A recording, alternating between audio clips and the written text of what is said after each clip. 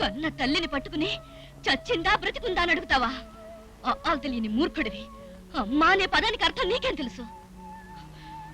నిన్ను కన్న పాపానికి ఆ తల్లి ఆనాడే చచ్చిపోయి ఉండాల్సింది. కానీ ఇంకా నీ పాపాలన్నీ కళ్ళ చూడడానికే బ్రతికుంది.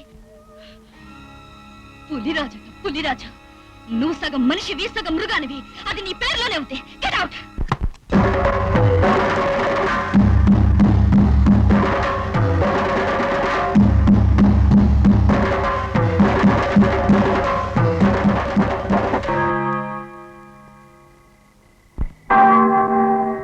ఇప్పుడు నువ్వు వెళ్ళి చూస్తే పొద్దుగూకిందిగా. పీకల మొయ్య సారా తాగి ఇంటికి చేరుకుని ఉంటాడు. 10 సార్లు బతిమాలితేనే కానీ 4 ముద్దలు తిండం. మాండి రాత్రి తెల్లారులో మాడితేనే కానీ ఆడికి బుద్ధి రాదు. కొడుకు పస్తుంటాడని నువ్వేం బెంగపడకో. మా తమ్ముడి చేత భోజనం పంపించాలే.